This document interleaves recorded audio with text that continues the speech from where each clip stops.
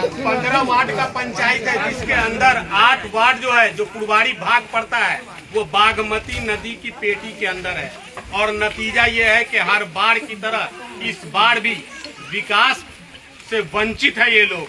और शायद यही वजह है कि इन लोगों का गुस्सा जो है वो अब फूट पड़ा है और साफ तौर पे इन्होंने कह दिया है कि रोड नहीं तो वोट नहीं।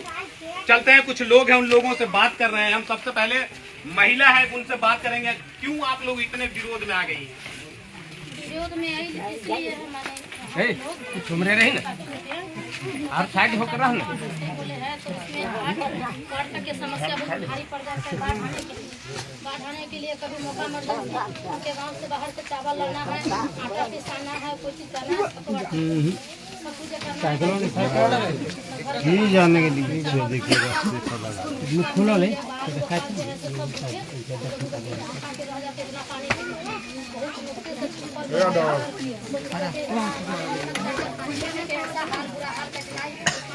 उसके बाद है मोबाइल मवेशी है, जो है से चारा के लिए प्राप्त नहीं होता।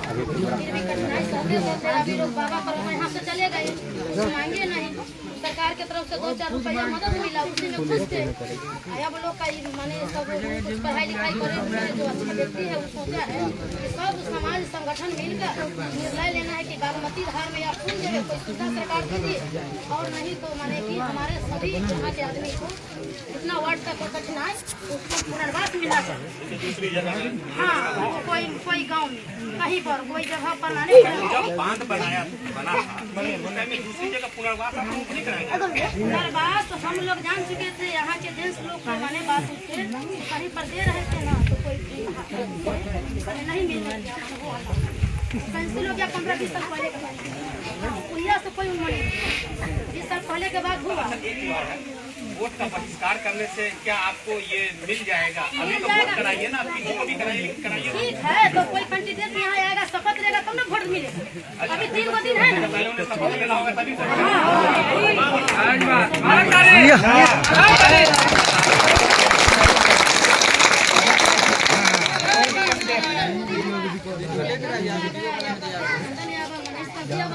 कोई नेता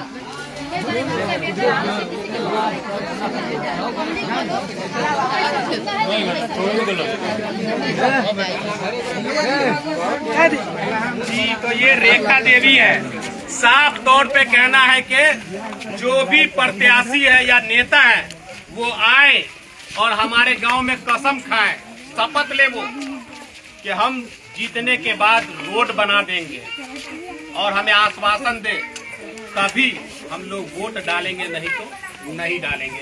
आप क्या कहेंगे चाचा? आप तो आप बूढ़े हो गए, मुझे लगा 60 से ज्यादा उम्र हो गई थी, ऐसा ही दिन कट रहा है आप लोगों का? हम लोग तो यही कहना है कि हम लोगों को प्यार मिलेगा तो भैया वोट डालेंगे, और प्यार नहीं मिलेगा तो वोट नहीं।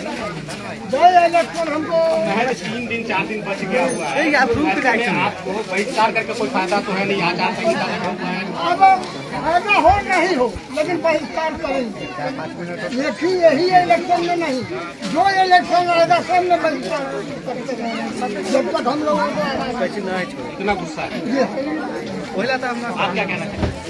हम तो बार बार यही कहते हैं कि जो हम लोगों का एक्वायर आज तक मिला ही नहीं, और एक्वायर का समस्या ये है कि नहीं, हम बोले हैं पहले भी बोले हैं कि हम लोगों का पूर्वज किसी जिंदगी में इसी गांव में बीत गए, स्वर्ग लोग सिधार दिए, लेकिन आज तक हम लोगों का भी एक्वायर नहीं है। और इतना ही नहीं, हम लोग खेती करने वाले हैं, खेती से आधारित मवेशी पालते हैं, मवेशी का चारा दह जाता है, हम लोगों की खेती दह जाती है, लेकिन सरकार 7,000 रुपया देते हैं, जो खेती किया उसे भी और जो न किया उसे भी। तो जो खेती नहीं किया वो तो बाहर उठाते हैं कि चलो भाई फायदे में रहेंगे ना। हाँ, हम लोगों का तो लाखों लाख का खर्चा होता है, फिर भी एक पैसा सरकार रिटर्न नहीं देती। हम किस आधार पर इस सरकार को या कोई नेता को हम लोग वोट बता रहे हैं जो एनडीए के नेता हैं कि खूब विकास हो रहा है, खूब यानी कि विकास की गंगा बह रही है। तो विकास की गंगा बहा रही है एनडीए की सरकार हो लेकिन आप भी तो सारे एक दिन के लिए आए हैं, तो किस रास्ता से कैसे आप यहाँ तक पहुँच पाए? यही देखिए कि हम लोग जब से जन्म लिए तब से यही दशा में हम लोग जी रहे। जी सुन लिया आपने, जब से जन्म लिए हैं हमारी जो दशा है बस ऐसा ही है। तकरीबन 60 साल उम्र पार हो गया होगा और इनका कहना है कि पैदाइश के बाद हमारे विकास नाम की कोई चीज नहीं है। इस बात का मैं खुद गवाह हूँ कि जब मैं आया हूँ तो यहाँ की अगर सड़क आप देख लेंगे शायद जानवर भी ठीक से नहीं चल सकता है और उस रास्ते से इंसान आ रहे हैं।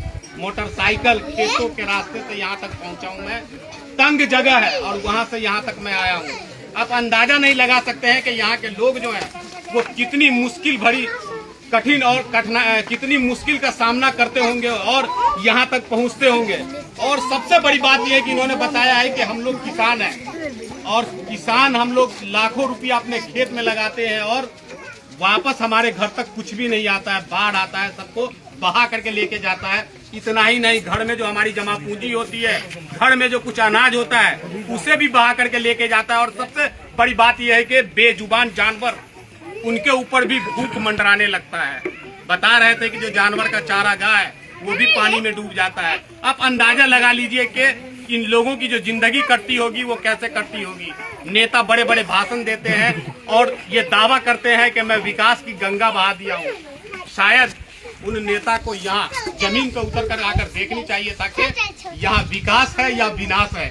आज भी यहाँ के लोग बद से बदतर जिंदगी जी रहे हैं और यहाँ की जो जिंदगी है वो नर्क की जिंदगी है। महिला कुछ और आप क्या कहेंगे चाची? आप तो पूछ लिया होगा, आप क्या कहेंगे? तो ये कहो कि हम लोग को बात चाहिए।